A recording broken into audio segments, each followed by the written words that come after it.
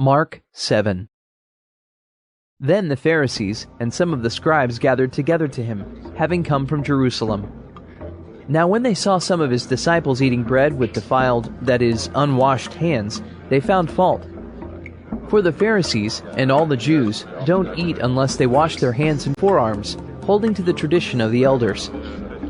They don't eat when they come from the marketplace, unless they bathe themselves, and there are many other things which they have received to hold to, washings of cups, pitchers, bronze vessels, and couches.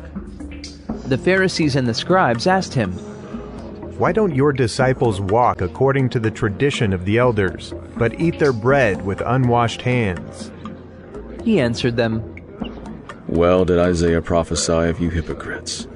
As it is written, This people honors me with their lips, but their heart is far from me. But in vain do they worship me, teaching as doctrines the commandments of men. For you set aside the commandment of God and hold tightly to the tradition of men, the washing of pitchers and cups, and you do many other such things.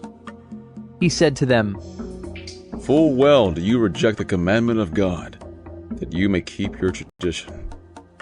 For Moses said, Honor your father and your mother, and he who speaks evil of father or mother, let him be put to death.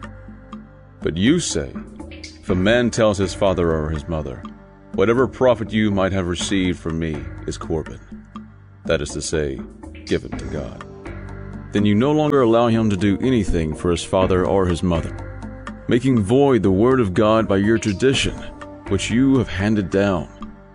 You do many things like this. He called all the multitude to himself and said to them, Hear me, all of you, and understand. There is nothing from outside of the man that going into him can defile him, but the things which proceed out of the man are those that defile the man. If anyone has ears to hear, let him hear. When he had entered into a house away from the multitude, his disciples asked him about the parable. He said to them, Are you thus without understanding also? Don't you perceive that whatever goes into the man from outside can't defile him? Because it doesn't go into his heart, but into his stomach, then into the latrine, thus purifying all foods.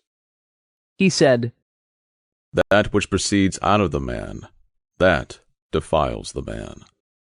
For from within, out of the hearts of men, proceed evil thoughts, adulteries, sexual sins, murders, thefts, covetings, wickedness, deceit, lustful desires, an evil eye, blasphemy, pride, and foolishness. All these evil things come from within and defile the man. From there he arose and went away into the borders of Tyre and Sidon. He entered into a house and didn't want anyone to know it, but he couldn't escape notice. For a woman whose little daughter had an unclean spirit, having heard of him, came and fell down at his feet. Now the woman was a Greek, a Syrophoenician by race. She begged him that he would cast the demon out of her daughter. But Jesus said to her, Let the children be filled first, for it is not appropriate to take the children's bread and throw it to the dogs. But she answered him, Yes, Lord. Yet even the dogs under the table eat the children's crumbs. He said to her, For this saying, go your way. The demon has gone out of your daughter. She went away to her house and found the child having been laid on the bed, with the demon gone out. Again he departed from the borders of Tyre and Sidon, and came to the Sea of Galilee, through the middle of the region of Decapolis. They brought to him one who was deaf and had an impediment in his speech. They begged him to lay his hand on him. He took him aside from the multitude, privately, and put his fingers into his ears, and he spat and touched his tongue.